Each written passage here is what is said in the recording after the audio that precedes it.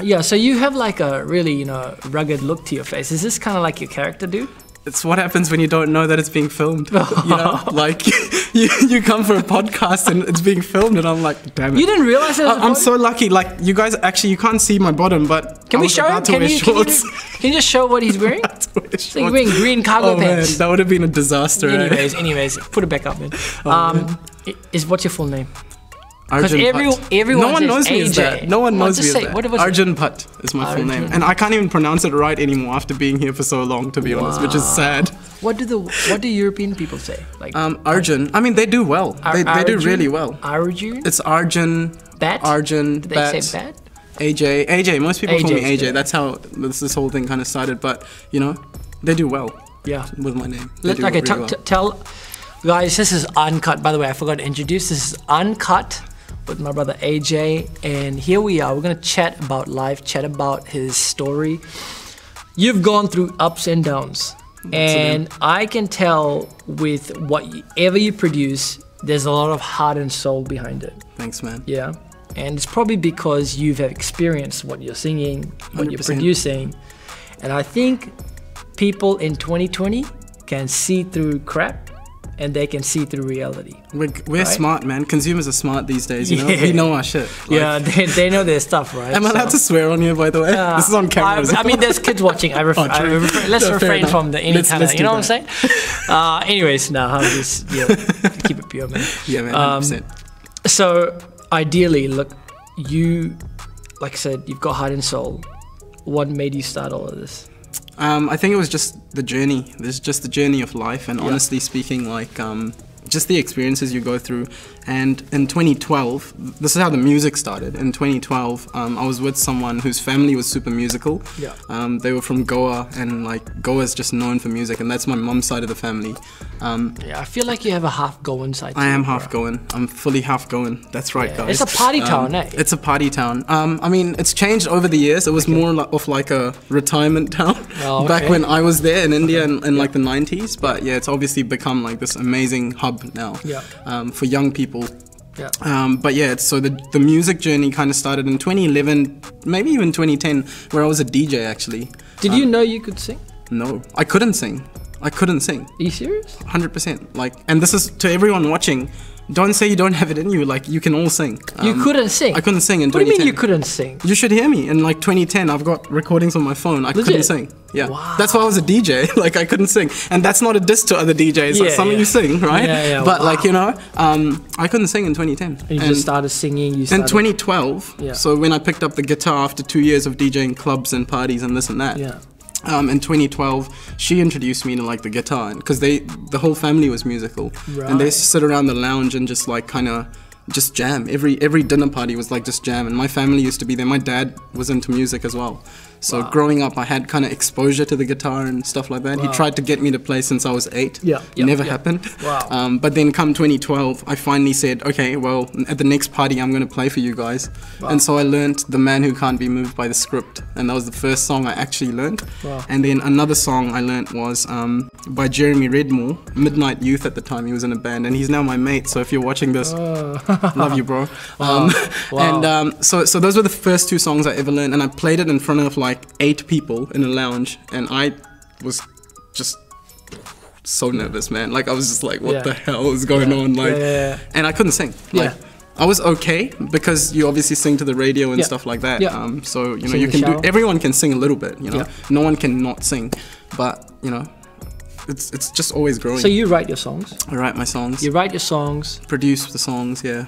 And is there a lot of blood, sweat and tears? Sweat and tears, yes. Blood, hopefully not. Like, I know what you mean, though. You know what I mean, right? I know what you mean. I feel like you're the kind of guy being literal about it. I feel like you're the kind of guy that's like writing and you're crying when you write. Oh, damn it. and I can see this. I can literally see it. I don't know if I'm being prophetic or what, but like you're in a dark room and you're writing on your notepad, and you can just see like one tear dropping. Like it's very emotional. Like, you have that niche sorted, bro. I mean, it's there are the emotional ones, and then there are the fun ones, and I think like what most songs are really organic, and I think like even the songs that are popping in the charts today, it's not like someone's plan to get that to be the biggest hit, you know? It's like, you're just making songs, you're just putting, you're doing your thing. And like you said, you're putting your emotion into it. Some of them hit and some of them don't, and that's just the reality of it. I've written some songs, and I've come to the realization, I don't know if you can agree with this, but I think it takes about 100 good lyrics, like pieces of lyrics, to come to a good song. 10,000 hours. And Ed Sheeran has the tap rule, like right? one song takes like ages, man. It can be like a birthing process. It can, but like my whole journey, like my whole focus of last year was to how quickly can I get from nothing to produce song, and now like I've got that down to almost 4 hours from nothing to like a finished song. Wow. And the reason for that is making the process as efficient as possible without relying on anyone else. Like I looked for producers for months. So you produce yourself? Yep, it's all in my bedroom. So you mix and master? Everything. You master? Everything. I mix, master, do the guitaring, do the piano, do the bass, do everything. What are you using, Logic or? Ableton. Wow. I'm impressed with your knowledge, man. Dude. Yo, yeah, Ableton, Logic. GarageBand, Logic, you got Pro Tools. I mean, and like it's all the same, right? It's just an app that allows you to do what you need to do. But it's good because you're like, you've had to grow into, you know, experiencing like these tools. And you like, had to.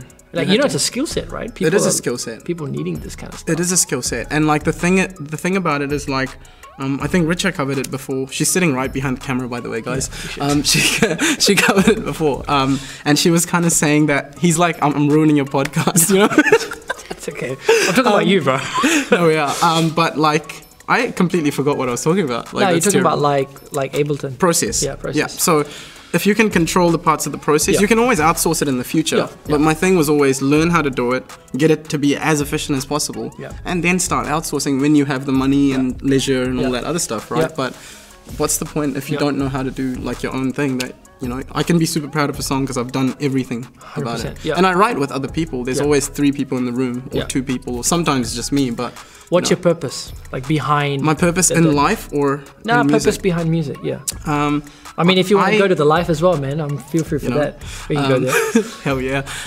No, I genuinely think as a musician or a creative, there's a responsibility on me to be able to speak my truths and my stories, but it also gives other people a voice through my music. Oh, right. And I feel like people either, you know, people like listening and relate to music because it hits them in their own stories. Yeah. It's just because like someone else has said exactly what they wanted to say, but they couldn't articulate it, or, you know, for whatever reason. We do that as a profession, so, you know. Yeah. I think being creative is, everyone's creative. Everyone's creative. In some shape, way, or form. Yeah. It's about journeying and engaging with that creative talent, that process. It is. And I just want to help people, man. I just want to connect, reach, and help people with music, and that's because that's just the vehicle. Yeah. For me to be able to do what I want to do. So you've really come out in the spotlight in the last 2 years or 5 years? I wouldn't say spotlight as yet. And to be honest, like 8 years ago is when the cover journey started, and people that I worked with like Avish and Shirley and stuff, they've really taken off, and I'm really super happy to be, you know, have seen that happen and be a part of that. Yeah. But I've always told people like it's a 3-4 year grind in music. Yeah. Especially the way the market and stuff is and social media is today. Yeah. You know, it's going to be a grind, and you have to be prepared for that. People like I can't put one song out, even though it may be a hit one day and top the charts. It's not going to do anything for me in you know, the long run. Yeah. And it's all about brand in the long run. 100%. It's not about one song. 100%. You know? Do you struggle to be consistent? I do, because I'm still trying to figure out who I am in terms of my music, right? And as a person, like I'm still figuring it out. And how do you find yourself in a pool of so many creatives that you're surrounded by? How do you continually niche out your space? Honestly, I'm doing everything and anything right now. Like I've got Spanish songs coming. I've got Spanish songs. Honestly, like you speak Spanish? Nope. Oh, right. So you're learning Spanish. The watchers are gonna be like, "What an idiot." Oh my goodness. But there's Spanish songs, there's like pop songs, there's hip hop songs, there's R&B. Like I want to focus on the hip hop and R&B. Yeah. But if something comes, I'm not going to stop it, because you know, I want to explore everything now. I haven't touched this and that. Yeah. Who knows? Like I might do like, you know, a Barbie girl type song, and Finger boys. Exactly, and find that I love that, right? Without trying that, I don't know that I love it, right? I might. Who knows? I might be the next Backstreet Boy. Oh my goodness. Do you want to join a band, or do you want to be alone? Solo, always solo. I was in a band. I was actually in a band in New Zealand for about 3 years. Velocity. They used to do like gigs for like the Goan community, and it was good. It was good. We used to sell out, man. We were like popping. Wow. Okay. So you want to be solo? I want to be solo, man. I mean, I've got a team, right? Yeah. Like I'm just the front man for the AJ sound, right? I'm just the face. Yeah. Yeah. I've got like today like 5-6 people behind me. Wow. Tomorrow 20. Yeah. You know, in a year 50. Who knows, right? Yeah. Exactly. But I'm always just going to be the face. But as an artist, I'd like to be solo, even though the team does most of the work. Like, I just make a song. Like, there's so many things around that song that have to happen for that song to work, you know? Yeah. I'm going to ask you a very interesting question. Now, damn it. Now, you have different singers, different musicians, creators, right? And then you've got these fans, or you've got these people loyal to you. And then they're loyal to somebody else in another season. How does it make you feel as a person? Depends what you mean by loyalty, though, right? Well, I mean, like, you know, I'm going to engage with your content, I'm going to share your content, and then all of a sudden I'm going to stop. You know? As another creative around me or a consumer? As a consumer. Honestly, it's good on them, right? Yeah. Like, people should explore what they want to explore. It's like the same thing. As a creative, you want to explore, like, doing a Backstreet Boys song. But you know, as a consumer... So pretty much you're quite secure in your space. I'm secure because I think, and I said it to you earlier, as I don't sit here on my iPod going, oh, it's an artist I don't like, I'm not going to listen to him, right? I'm listening to everything. I said iPod. Yeah. Who has iPods these days? Apple's going to be like, no, man. iPod, But like, you know, I'm not like discounting artists because there's like, oh, I don't like this guy, I don't like, I'm just like, songs are just playing, you know? And if I like a song, I'm gonna like it. And then over time, 3 songs by this artist, 5 songs by this artist, then you see him in Google News, you see him here, then you're like, oh, maybe he's popping, I should follow him. Like, 100%. And just because I'm like following Post Malone, for example, doesn't mean I'm not following Ed Sheeran. Like, I have enough energy to kind of, so I don't see music as a competition. It's good. You know, I think a lot of upcoming artists need to understand that, because there's a lot of, you know, bickering and battering perhaps. And it's unnecessary, man. Work together, make something good. Work together. And you gotta be comfortable in your own skin. 100%. So I'm not yet.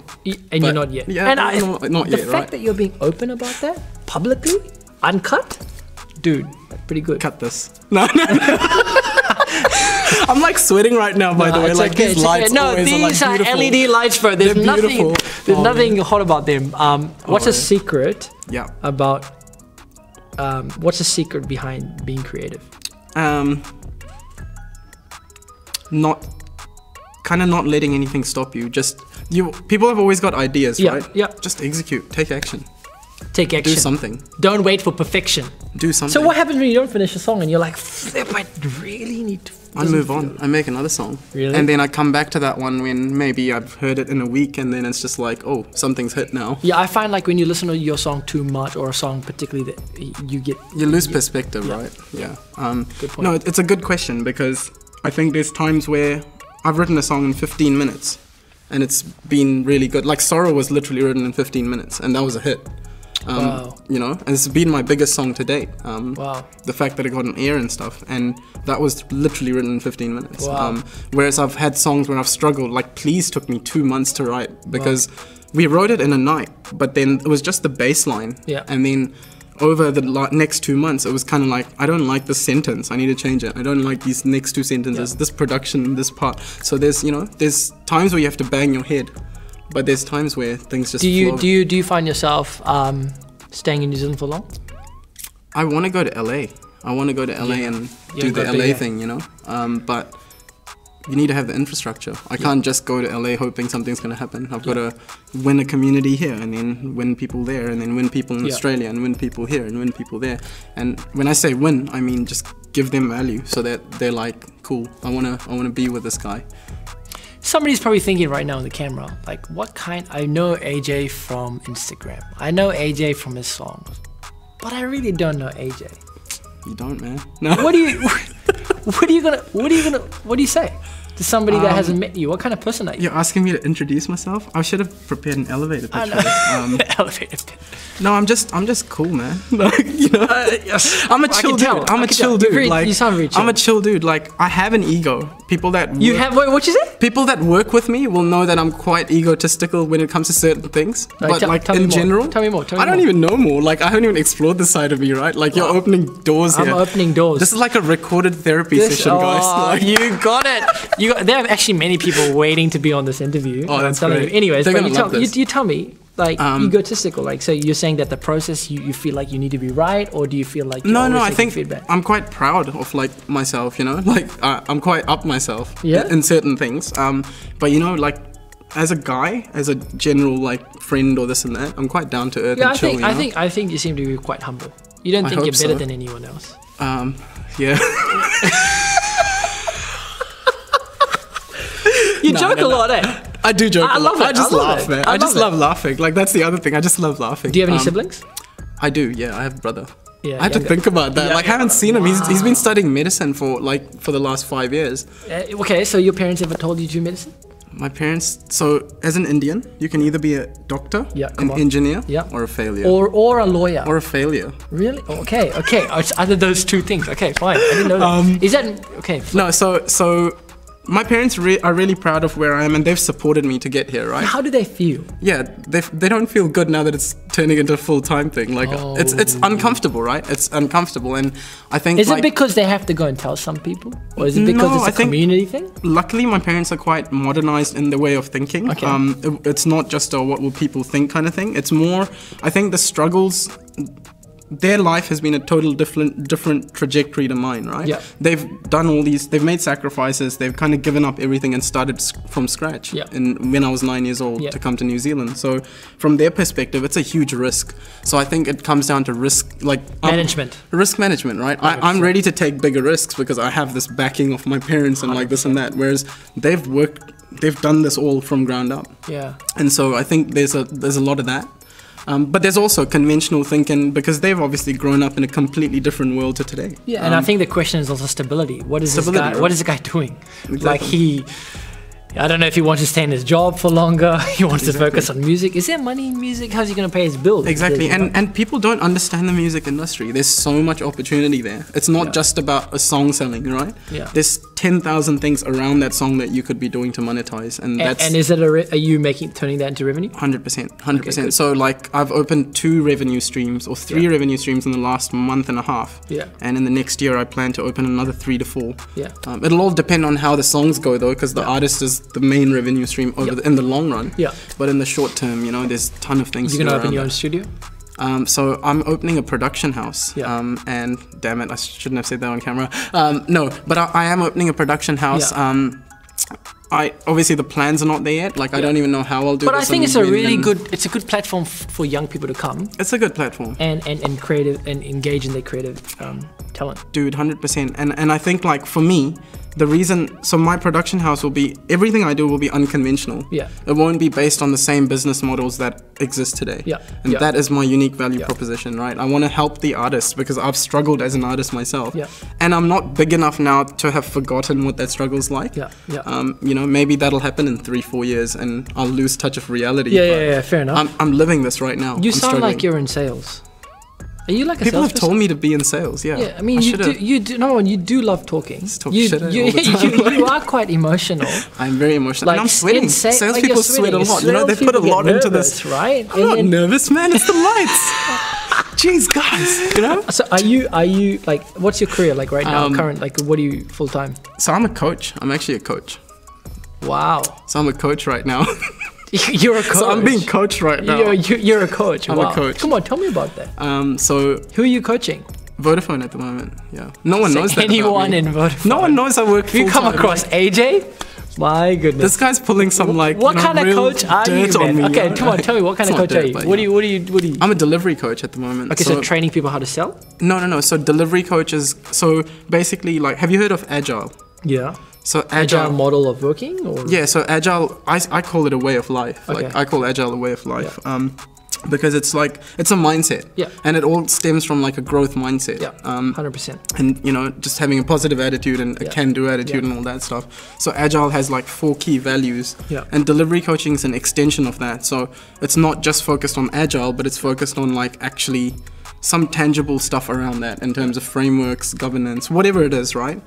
There's a, and it's actually, it's coaching at the end of the day. So I think you covered it last time. It's like, I don't, as a coach, tell you what to do.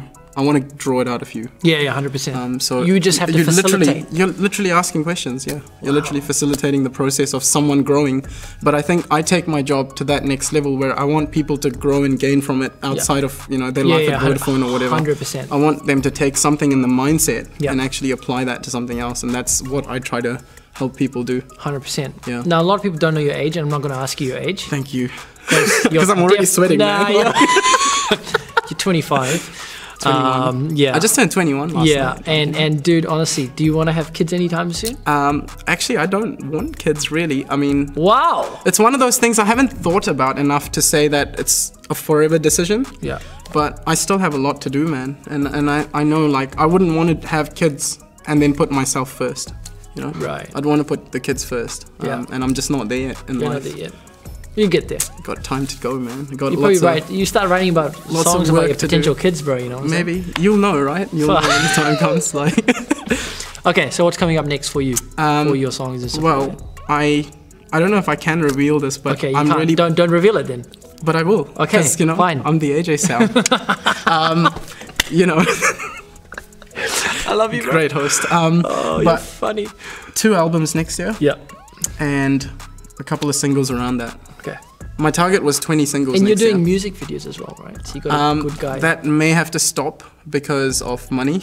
Okay. It's not easy. It's expensive, eh? It is expensive. But, you know, and also I think... People don't realize how much work it takes to do a video. Any content, right? Like people see a 20-second reel from someone that has 1 million followers. Yeah. And they're like, it's just 20 seconds. How 100%. Are these guys doing it? I want to take a picture of our crew. Put tons around it, right? Let's see. Like it takes, look at that. You can't even see them. That's how hardworking they are. Like, honestly. anyways. Yeah, you get the point, right? So, there's a lot of money, energy, time. There is, and I think like videos is also not consumed as much. Like my lyric videos are doing better than my music videos, which is sad to say because of the effort that went into the music videos, right? Yeah. And I think the consumer market has just changed, and it's all psychology. Yeah. Right? People don't have the attention span to watch a 3-minute video So anymore. how long are your songs unless on it's average? really good or they really buy into that artist. So how long are your songs on average? They're about 2.5 minutes, and they're starting to get shorter. Wow. Yeah. Her videos are 1 minute. I mean, she's like on Instagram. Her videos are a lot more captivating than I could be on camera. So you know. You should learn how to dance. I should learn how to dance. Are you? I mean, I ask her every day, right? Yeah. Yeah. Well, you know what? I'm learning. I don't dance, but when I do, it's really bad. I love dancing, man. You should see some videos. I just can't do it. Yeah. I mean, I can, but I just can't do it like organized. Favorite song? What's your favorite song? Right now, I am really liking. No, all time. I don't Do you really have an all-time one song? Actually. Yeah, it changes like day to day. Okay, favorite band. Coldplay. Probably in the long run. Sky full of Coldplay. stars. Actually, even I can't even decide that because Coldplay. There's Chili's. There's Guns N' Roses. There's so many. If you like. No, Coldplay, bro. If you ask me today, Coldplay. Tomorrow it could be someone completely different. Are you bipolar or something? I could be. Anyways, guys, I hope you've enjoyed this uncut session. Today we have had Arjun Bhatt, theajsound, and you can follow him on Instagram. And dude, honestly, thank you for taking out your time to be here with me. Thank you so much for having me, man. We've been following each other from a distance. We've been trying to get this together for a long time. So and thank I'm you really to our happy. beautiful team as well that get honestly good on you guys. This is an awesome setup, and thank you to you guys watching. Yeah, thank you. Well, uncut, man.